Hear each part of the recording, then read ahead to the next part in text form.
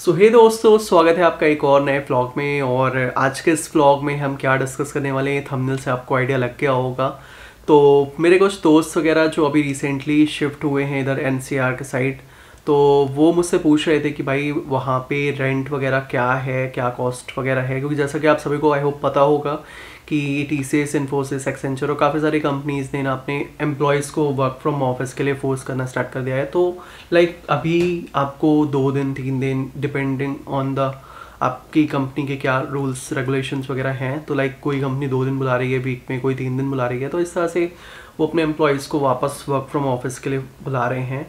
तो उस रीज़न से लोग इधर शिफ्ट काफ़ी ज़्यादा हुए हैं रिसेंटली। और दूसरा, जो भी अभी अगर न्यू जॉइनीज़ हैं जो भी इधर एनसीआर, नोएडा, गुड़गांव और दिल्ली वगैरह के साइड शिफ्ट होना चाहते हैं, तो उनको भी काफ़ी ज़्यादा प्रॉब्लम फेस होती है। मैं भी जब यहाँ पे शिफ्ट हुआ था तो मुझे भी काफ़ी प्रॉब्लम फेस हुई थी।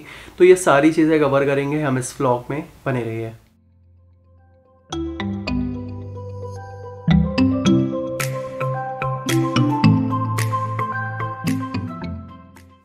तो चलिए हम आज का ये व्लॉग स्टार्ट करते हैं। तो मैं अभी जहाँ पे रहता हूँ, इस फ्लैट का रेंट वगैरह जो था वो मैंने आपको प्रीवियस वीडियो में बताया था। और होम टूर की अगर आपको वीडियो देखनी है जहाँ मैं रहता हूँ ग्रेटर नोएडा में, तो उसकी वीडियो की लिंक मैं आपको डिस्क्रिप्शन बॉक्स में भी दे दूँगा और आपको ऊपर आई बटन पे भी मिल जाएगी, तो आप वहाँ से भी चेकआउट कर सकते हो। अब अभी काफ़ी सारे लोग जो भी इधर एनसीआर में शिफ्ट हो रहे हैं, नोएडा वगैरह में शिफ्ट हो रहे हैं, तो सबसे ज़्यादा प्रॉब्लम हो जाती है यार, आप इधर शिफ्ट हो रहे हो तो आपके लिए ना रूम ढूंढना बहुत मुश्किल काम हो जाता है कि आप एक अच्छा फ्लैट या अच्छा पीजी आप ढूंढ पाओ। तो मैं जब आया था तो स्टार्टिंग में मैं अशोकनगर में रहता था। आई होप आपको पता होगा, अगर आपने वो डोसे वाला व्लॉग देखा होगा तो आप वो भी देख सकते हो, चैनल पे आपको मिल जाएगा। तो उस टाइम मैं अशोकनगर में रहता था। एक ओनर के वहाँ पे एक रूम था ऊपर, मतलब उन्होंने रेंट पे उठा रखे थे, तो उस तरह से था। और मुझे फ्लैट्स ढूंढने में अराउंड 3 से 4 महीने लग गए, क्योंकि ना बैचलर्स को फ्लैट्स ईजिली मिलते नहीं हैं। तो बाकी आप समझदार हो, थोड़ा जुगाड़ वगैरह करना पड़ता है, आपको पता है कैसे फ्लैट्स लेने हैं आपको रेंट पे, तो आप ढूंढ सकते हो। और अभी जहाँ पे मैं इस टाइम रह रहा हूँ ग्रेटर नोएडा में, अभी यहाँ पे 1 BHK का जो सेमी फर्निश्ड फ्लैट है ना, उसका रेंट भी इंक्रीज़ हो चुका है। तो अभी यहाँ पे आपको 1 BHK 13 से 14 हज़ार का मिलेगा। तो जो भी न्यू जॉइनीज़ अगर शिफ्ट हो रहे हैं, अगर वो फ्लैट्स वगैरह में शिफ्ट होना चाहते हैं, तो आपके लिए ये व्लॉग काफ़ी इंपॉर्टेंट है, क्योंकि आपको आइडिया लग जाएगा कि हाँ, अगर आपकी जो भी 30,000 40,000 स्टार्टिंग सैलरी है, तो आपका कितना यहाँ पे रेंट और कॉस्ट ऑफ लिविंग में जाने वाला है। वो सारी चीज़ें मैं कवर कर रहा हूँ इस वीडियो में। तो अगर हम रेंट की बात करें, तो अगर मैं फ्लैट्स पे सिर्फ जाऊँ, जो कि इस ब्लॉग का मेन मोटो है हमारा, कॉस्ट ऑफ लिविंग, तो उसके अकॉर्डिंग आपको किसी भी कीमत पे आपको 11-12 हज़ार रुपये का फ्लैट इससे कम में नहीं मिलेगा इस टाइम पे। क्योंकि ऑलमोस्ट एम्प्लॉयज़ जब मूव ऑन इधर ऑफिस की वजह से शिफ्ट होना स्टार्ट हुए हैं, तो प्राइस ना रियल एस्टेट में थोड़ा चढ़ गया इस टाइम। ठीक है, तो अभी आपको यहाँ पे 1 BHK आपको, आप कह लो कि 11 से 13 हज़ार या 14 हज़ार की रेंज में मिलेगा सेमी फर्निश्ड। अनफर्निश्ड आपको मिल सकता है माइट भी 10-11 हज़ार के अंदर, बट वो भी रेयर है, क्योंकि 1 BHK बहुत कम सोसाइटीज़ में होते हैं। तो वो एक रीज़न है। तो अगर आप यहाँ पे फ्लैट्स को रेंट पे लेते हो, तो आपको अगर सेमी फर्निश्ड फ्लैट है तो आपको 1 मंथ का ब्रोकरेज, 1 मंथ का एडवांस और 1 मंथ का आपको सिक्योरिटी डिपॉजिट करना पड़ेगा। और अगर उसी जगह पे आप पीजी वगैरह में जाते हो, तो पीजी वगैरह आप देख सकते हो, पीजी तो आपको कम में मिल जाएंगे, शेयरिंग वगैरह में होते हैं वो। और फ्लैट्स भी आप ले सकते हो, फ्लैट्स भी आप 1 BHK 2 BHK लेके, अगर आप किसी को जानते हो या आपके साथ कोई आपकी जान पहचान का फ्रेंड वगैरह आपके साथ शिफ्ट हो रहा है, तो आप उसके साथ शेयरिंग पे भी रह सकते हो 2 BHK ले करके, अगर आप रहना चाहो तो। वो काफ़ी सारे एम्प्लॉयज़ करते हैं ऐसा, तो इफ़ेक्टिव रहता है वो। उसके बाद ये फ्लैट्स का आपका रेंट हो गया, उसके अलावा भी आपको मेंटेनेंस देनी पड़ती है। मेरा जो अभी 13 हज़ार का रेंट पड़ रहा है, तो उसमें 1500 मेंटेनेंस चली जाती है। तो आप कह सकते हो कि 11,500 हज़ार रुपये का रेंट हो गया जो पर मंथ मेरा जा रहा है, और उसके बाद आपका 1500 का आपका रेंट हो गया। ठीक है, उसके बाद अब हम बात कर लेते हैं यहाँ पे इलेक्ट्रिसिटी वगैरह की। तो अराउंड आपको 1000 to 2000 की रेंज में आप कह सकते हो कि 1500 या 2000 तक का आपको बिल पड़ेगा।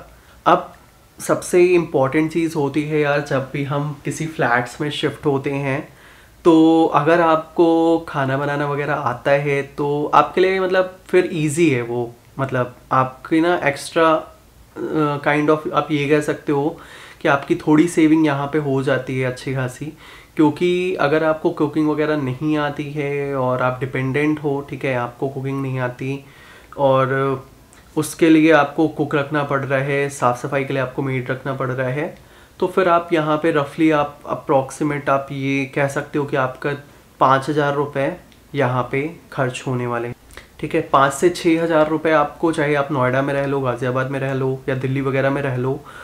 मैं यहाँ पे गुड़गांव को इंक्लूड नहीं करूँगा, क्योंकि गुड़गांव के साइड अगर हम रेंट या बाकी किसी भी चीज़ की बात करें तो एज़ कम्पेयर टू दिल्ली और नोएडा, ग्रेटर नोएडा वगैरह, गुड़गांव में ना काफ़ी ज़्यादा कॉस्टिंग है। मतलब अगर आप वहाँ पे 1 BHK तो दूर की बात है, मेरा एक फ्रेंड वहाँ पे रहता था कुछ टाइम पहले तक, उसका सिर्फ एक कमरे का अराउंड 20,000 रुपये पड़ रहा था। सिर्फ वो एक रूम था उसके पास, उसी रूम के अंदर लैट्रिन बाथरूम और साइड में टेबल्स वगैरह, बेड वगैरह, किचन, सब कुछ उस रूम में ही बना के रखा हुआ था और उसको 20,000 रुपये पर मंथ की कॉस्टिंग पड़ रही थी, जो कि काफ़ी ज़्यादा एक्सपेंसिव थी। और उसके कंपैरिजन, मतलब अगर मैं अपने कंपैरिजन में देखूँ जहाँ पे मैं रहता हूँ 1 BHK में, तो ये आपको डिफरेंस मिलेगा। ठीक है, अब बात करते हैं हाउस रेंट की। बात कर ली हमने, मेंटेनेंस की बात कर ली हमने इलेक्ट्रिसिटी की बात कर ली।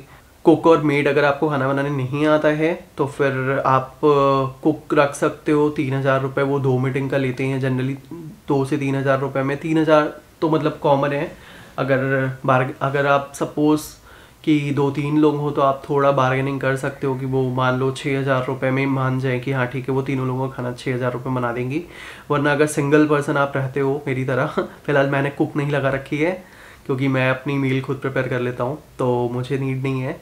और तो यहाँ पे आपको कुक के लिए अराउंड 3,000 रुपये आपके जाएंगे। और अगर आप साफ़ सफाई के लिए मेड लगाते हो तो वो भी आप 1,500 से 2,000 रुपये आप इधर NCR या नोएडा, ग्रेटर नोएडा में आप एक्सपेक्ट कर सकते हो कि आपके 2,000 रुपये होता है। तो वही एक रफली अराउंड पड़ेगा कुक और मेड का 5 से 6,000 रुपये आपको यहाँ पे एक्सपेंस पड़ेगा। अब उसके बाद बात हम कर लेते हैं ग्रॉसरीज़ की।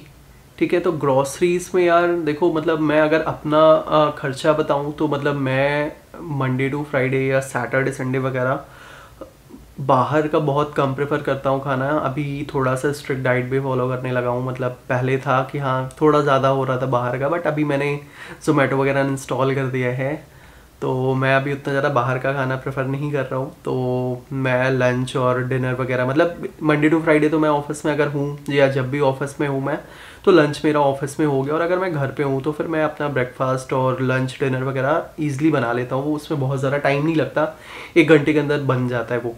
ठीक है, तो अगर आप बना सकते हो तो मैं आपको कहूँगा कि आपकी ग्रॉसरीज, मतलब आप ये मान करके चलो कि आपकी 3 से 5,000 की रेंज में ग्रॉसरीज पड़ेंगी। और अगर आप अच्छी डाइट वगैरह फॉलो करते हो, आप अच्छा खाना चाहते हो, ठीक है, तो आप 3 से 5,000 रुपये पर मंथ की ग्रॉसरीज आप एक्सपेक्ट कर सकते हो।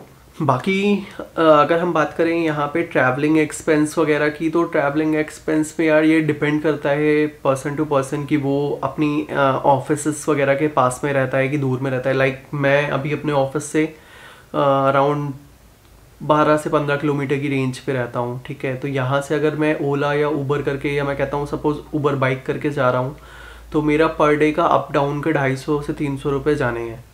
ठीक है, तो उस हिसाब से आप कॉस्ट गेस कर सकते हो कि आप जहाँ कहीं पे भी रह रहे हो, अगर आप ऑफिस के पास रह रहे हो तो आपको उतना ज़्यादा कॉस्ट नहीं पड़ेगा ट्रैवलिंग एक्सपेंसेस वगैरह। बट अगर आप दूर रह रहे हो तो आपको फिर ट्रैवलिंग एक्सपेंसेस इस तरह से बेयर करने पड़ेंगे। ठीक है, बट एक प्रॉब्लम यहाँ पे और होती है कि अगर आप ऑफिस के पास लेते हो, ये डिपेंड करता है।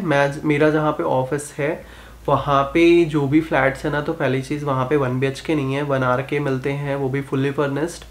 और वो काफ़ी ज़्यादा कॉस्टली पड़ रहे थे स्टार्टिंग से ही मुझे। मतलब जब मैं शिफ्ट हुआ था लास्ट ईयर, उस टाइम पे वो मुझे अराउंड 18,000 रुपये पड़ रहे थे। तो अभी आप एक्सपेक्ट कर सकते हो कि 1.5-2 साल के बाद अभी वहाँ पे काफ़ी ज़्यादा प्राइस चढ़ गए हैं। और ठीक है, तो अभी इससे आपको आइडिया लग गया होगा जो कॉस्ट, जो बजट मैंने आपके साथ शेयर किया, या मेरा जो मंथली बजट, आप अंदाज़ा लगा सकते हो मेरा मंथली बजट क्या पड़ता है यहाँ पे।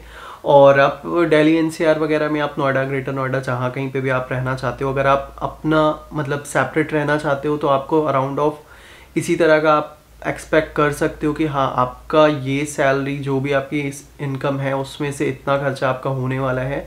और अगर आप शेयरिंग वगैरह में रहना चाहते हो तो आप शेयरिंग में रह सकते हो। और बाकी एक चीज़ और, यहाँ पे आप पीजी वगैरह या जो भी आप फ्लैट्स वगैरह अगर आप सर्च करते हो तो एक चीज़ का ध्यान रखना, एक काफ़ी कॉमन काइंड ऑफ स्कैम आप कह सकते हो, जो कि बहुत ही मतलब आपको किसी भी वेबसाइट्स के थ्रू हो सकता है आपके साथ। लाइक जितनी भी फेमस वेबसाइट्स हैं आपकी, जिन पे आप फ्लैट्स वगैरह देखने जाते हो, मैं किसी भी वेबसाइट का नाम नहीं ले रहा हूँ यहाँ पे। तो लाइक मैं भी जब शिफ्ट हुआ था इधर, उससे पहले मैंने भी ना उन वेबसाइट्स के थ्रू मुझे नंबर्स मिलते थे, तो मैंने कॉल किया, या सपोज़ मेरे पास उनके साइड से कॉल आता था तो वो ये कहते थे कि ठीक है आप आ जाओ और हम आपको इस सोसाइटी में हमारा फ्लैट है, हम आपको दिखा देंगे। फिर जब आप पहुँचते हो तो वो कहते हैं कि एक्चुअली मैं तो अभी थोड़ा सा बाहर हूँ और मेरा मैनेजर आपको फ्लैट दिखा देगा, आप ना एक 2,000 रुपये का या 1,500 रुपये का ना आप टोकन अमाउंट जो है जमा करवा दीजिए। ठीक है, तो किसी की भी बात पे ऐसे मतलब आना नहीं है, क्योंकि यार टोकन अमाउंट हम तब देते हैं जब हमें वो फ्लैट पसंद होता है और हम वो फ्लैट रेंट या जो भी मतलब आप लेना चाहते हो तभी आप टोकन मनी दोगे, तो आपको देखने का अमाउंट नहीं देना है।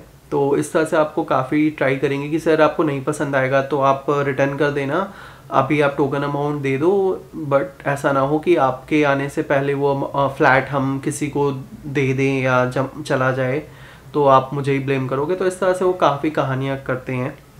तो ये एक था यार जो मोमेंट मेरे साथ भी हुआ था। स्टार्टिंग में मुझसे एक दो लोगों ने ट्राई किया था इस तरह से कि आप टोकन अमाउंट भेज दीजिए और आप आ जाइए, हम आपको फ्लैट दिखा देते। बिना टोकन अमाउंट के वो फ्लैट नहीं दिखा रहे थे।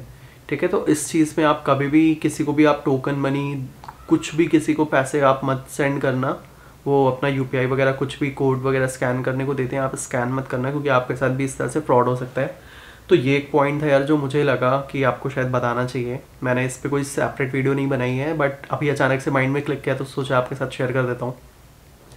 तो बस यार ये था मेरा जो कॉस्ट ऑफ लिविंग था, या अगर आप एक कॉमन कॉस्ट ऑफ लिविंग आप जानना चाहते थे तो वो थी जो मैंने सारी डिटेल्स आपके साथ शेयर करी। अगर कुछ भी मैंने मिस किया हो तो आप कमेंट सेक्शन में पिंग कर देना, मैं आपके कमेंट्स का रिप्लाई कर दूंगा। आई होप आपको ये व्लॉग अच्छा लगा होगा। और अगली व्लॉग अगर आप आपको कोई स्पेसिफिक टॉपिक पे चाहिए, आप कुछ कोई इन्फॉर्मेशन चाहिए तो आप वो भी कमेंट कर सकते हो। अगर मुझे उसके बारे में नॉलेज होगी तो मैं उस पर भी आपको एक व्लॉग के थ्रू आपके साथ वो इन्फॉर्मेशन शेयर कर दूंगा। तो आज के इस व्लॉग में इतना ही यार, मिलते हैं आपसे नेक्स्ट व्लॉग में, तब तक के लिए सी या बाय बाय।